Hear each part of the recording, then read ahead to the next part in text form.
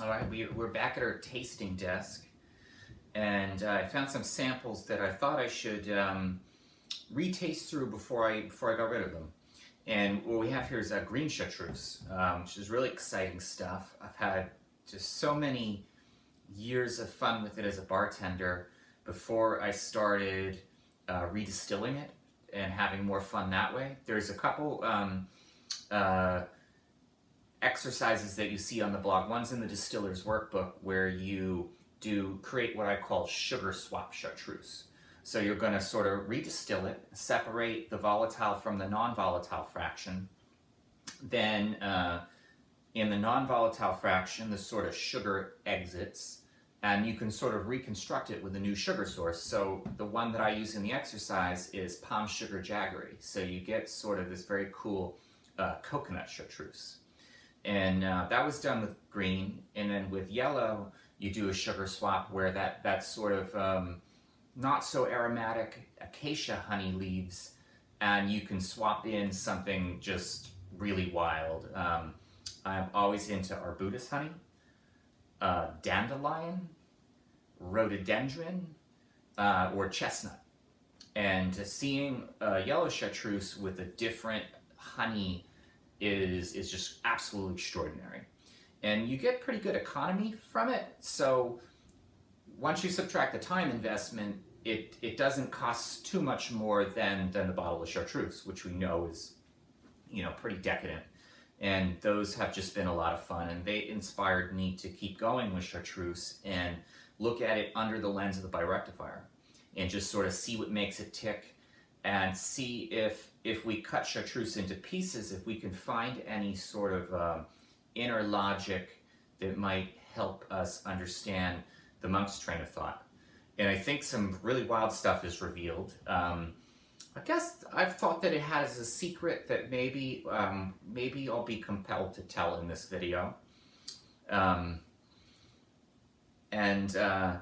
Just where did it come from? Because chartreuse begs so many subtle questions that I think a lot of other people don't realize. I mean, it's a $55 or $60 750 milliliter product that has a lot of sugar in it. So if you subtract the sugar and rescale the price, you're back to an astoundingly expensive distillate. Beyond what any gin on the market is getting. So how are the monks justified in doing it? Is it a price discrimination because it's so singular, or is it possibly because they have unique production processes that just make it so expensive? And that will weave into maybe where the origins of chartreuse came from. I think it came from monks that were into alchemy, and that started with possibly continuously redistilling ethanol until they were, very close to the azeotrope, and then adding herbs while you distill very, very close to the azeotrope. And then what they start to see is almost what we're seeing here. We start with 100 milliliters of absolute alcohol, and we distill very, very slowly and against, that maximum, the azeotrope. And you see that the aroma sort of gets lined up. And that we can sort of take little fractions, and then we could sort of mix and match or scramble it, or one of the things we could do was sort of exclude some aroma.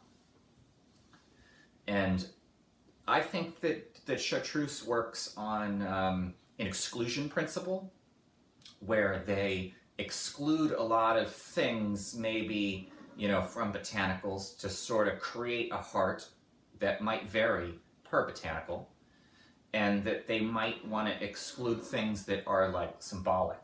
They probably deal with a lot of botanicals that have anise to them, but they want to exclude the anise aroma, which maybe you would find sort of at the end. And some of that, like chartreuse, is sort of like all angles. It really even challenges our descriptive systems, which was something I remember running into when I first set this up. It's like analyzing a fraction 1, but I can't exactly call out that it's just like ethyl acetate or my estimated level of the ethyl acetate, or that there's a little other detail that's isoamyl acetate, acetaldehyde, um, formic ether. You know, things that are like very conventional, and you go down the list, it's just escaping me. You just have sort of terpene aroma, and it's all a little bit different. And you can't so readily make object comparisons because it's sort of designed to defy them. So, you know, it becomes complicated. And I've always wondered if they had to exclude a decent amount of aroma from select botanicals, and then they sort of realign it. And if that could be one of the reasons it's so expensive, is that they're rejecting a lot of the distillate. And then, you know, what are they doing with that? I have no idea. And it's hard to say. I don't know if anyone has ever come up with that conjecture before. Then one of the other things, you know, besides maybe these origins in alchemy, where people were exposed to waves of aroma, sort of slices of aroma, because of their pursuit of just constant purification. Next up comes a monk who might have had synaesthesia. And I've written about synaesthesia extensively on the blog, and I've also looked at the intersection of synaesthesia with different sort of metaphor systems. And that we even see in the case study that I published on the Birectifier analysis of Green Chartreuse, we see the workings of like G. Septimus Piaget, where this 19th century perfumer starts to like arrange the perfume aromas in terms of scale, and that, you know, he has them in a musical scale, but there's also like chromatic scales, so we can create sort of different shades of green. And exclusion might sort of help align different shades of green, you know, without anything like anise to spoil the green or any other characteristics.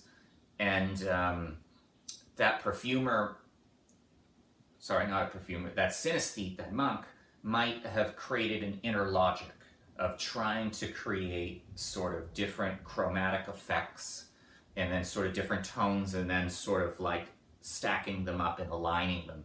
And, you know, one of the goal could have been to create also something that defied language. It only made sense to the synaesthete, somebody that smelt color, you know, or smelt sound, or smelt a non-linguistic organizational system that they just had fully elaborated as a sort of genetic phenomenon. You know, and this has been known to exist.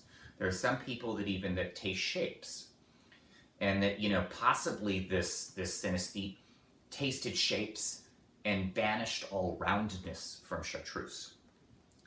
You know, and that could have been the exclusion principle. And they could have possibly banished shapes they didn't like, you know, whether they were, you know, what are the headier shapes like, and then what are the basier shapes like. And that would allow them to add so many botanicals, just like a bewildering amount of botanicals to the recipe, but not make it get so muddy or so dense or so bogged down. It's the way that they handle exclusion, you know, keeps it light on its feet. And so there's that. And, you know, will we find evidence of that through tasting? I think I did. I think that's why I came up with the idea. One of the other things to note that was in some of the older blog literature is when you see really old analytical data on chartreuse, perhaps the alcohol content was a little different, and then you look at the sugar content. Something from the 19th century that I think they got away with is how much sugar does it have? And that was the maximum of solubility. You know, so if it's 57% ethanol, it might have, I think when I tried to reenact it, 200 grams per liter of sucrose. And, you know, they would perhaps heat up a vat. They might not have had the same kind of ultra pure white sugar that we have, and that they would be over what is soluble, and then on the bottom of the vat, they get rock candy. You know, when the vat cooled, when it sat, when it came to equilibrium, they would be precipitating the excess sugar, possibly trapping impurities. And what they'd be able to rack off would be something that was at the maximum of solubility. I've tried that with some orange liqueurs to look at maybe what a curacao from the 19th century was like, and tried to match numbers that I found from the agrochemist Joseph Koenig, and that was the result. The sugar contents were very much in line with the maximum of solubility. Just sort of next up to get out of the way is, the only thing that I think like holds a candle in complexity to chartreuse is Benedictine. And it's another one that's never really been duplicated. I think I remember there being a museum of attempts at making Benedictine, like sort of forgeries, and they just never really got close. And Benedictine could have some other sort of, I've never analyzed it, but it could have possibly another inner logic that might support the conclusion of exclusion, where maybe the monks, had knowledge of each other, and that they worked on an exclusionary principle. It's hard to say, but it just begs a little more inquiry. So now just to start with the tasting. These were all done maybe even 2 years ago. There should be a date on the blog, and it's hard to say how they've held up. One other thing to note is there's only 6 of them. The Birectifier typically has 8 fractions, but I found when I do aromatized work, I only need 6. The last 2 just don't really have information that adds anything. And so rolling with 6 keeps that stillage, especially when there's sugar in it, from getting too concentrated. You never get any burning or any weird phenomena, and your process is shorter. So instead of a 2-hour process, you basically just get an hour and a half. Makes the analysis a lot easier to swallow. Oh, the magic of cinema. I can do this. I can even have a beagle interrupt me. So into the first fraction. So one of the questions we can ask ourselves, even if it defies language and we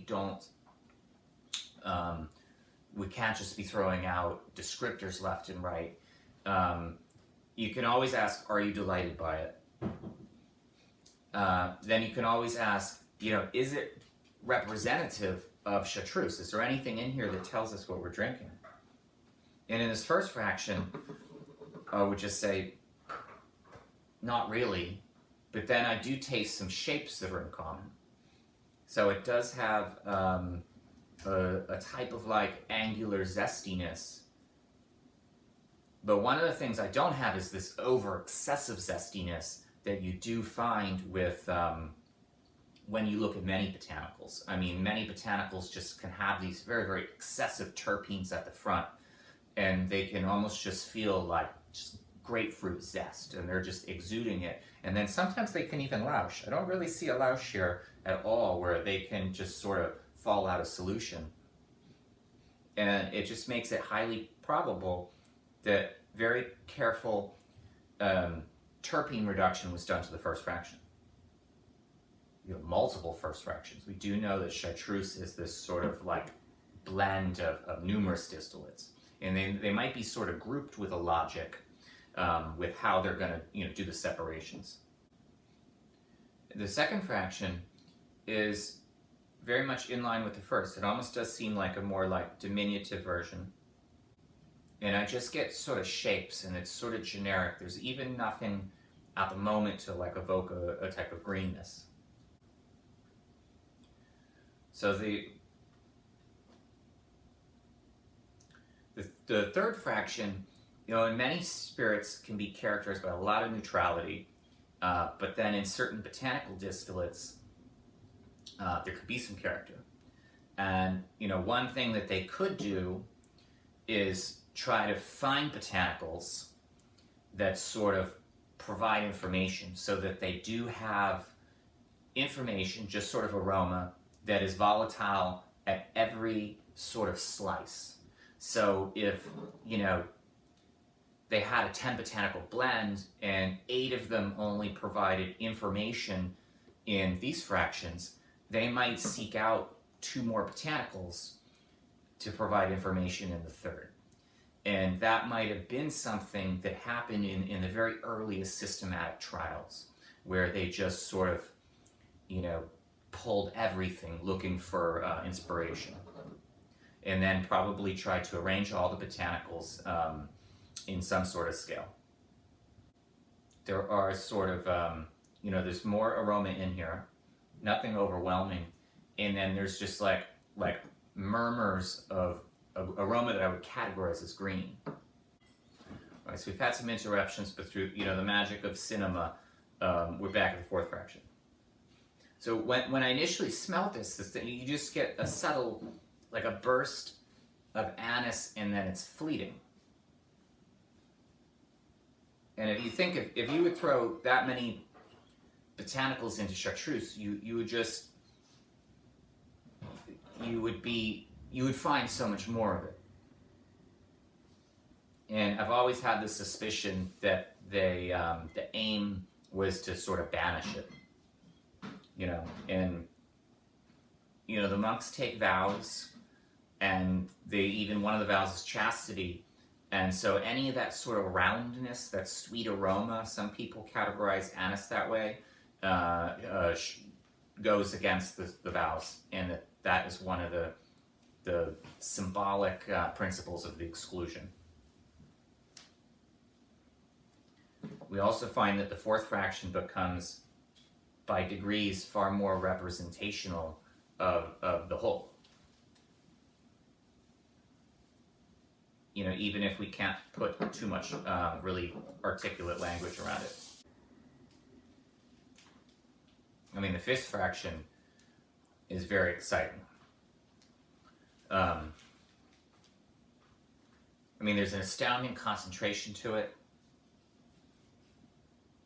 It does resemble perfume. You smell it and you just think of sort of greenness, and you think of nothing but shapes. There's, so few direct object comparisons come to mind, and really you just think of every other sensory modality. So you're smelling color, you're smelling shapes, you're smelling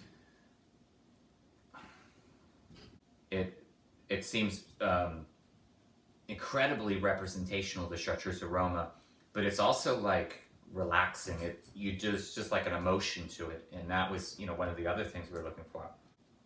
You could spend a lot of time with it. And then I also don't detect readily any anise whatsoever, which I would have expected in the fifth fraction.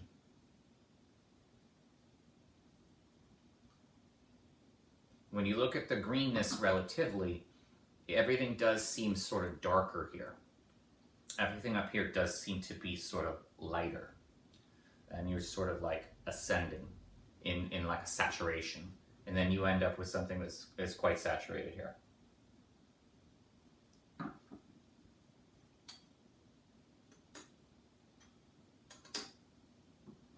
So the sixth fraction, let's see what we have going on.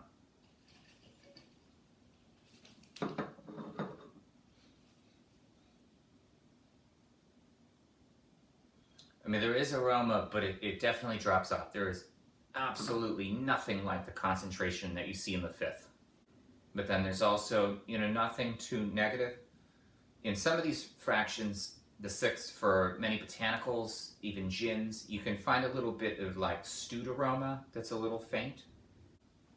But I am almost detecting like a type of honey character, like a little something that they probably wish they'd banished. And that you do find a lot of the sort of angular character. So how do they do it? It's wildly cool. It is incredibly pleasurable to make all the observations. You want to sit with some of the fractions for just a long period of time, and then it just sort of begs the question, why could this never have been duplicated? A lot of people have simply just tried to mix ratios of botanicals and never, as far as I can tell, ever mention anything about very distinct cuts, to remove certain types of aroma and then try to create any relation in terms of sort of scale, color, shapes, banishing certain aroma. Never seems to exist in any of the formulas for sort of imitation chartreuse. Even, I think, maybe even Joseph Mary had a recipe, and it doesn't really arrive at any of the conclusion. And then he was also describes, he sort of adds extra details to some of his recipes, and he just sort of leaves it alone, no hints. I don't know, I hope I proposed something novel to maybe help people appreciate chartreuse, and also possibly a novel idea if you are composing a botanical aromatized spirit. It can get expensive really fast, but try banishing certain aroma. Try creating narrow bands to fill in certain gaps of volatility that you might have. And the Birectifier is always a great way to do the evaluation. You can't arrive at any of these conclusions with chromatography. Cheers.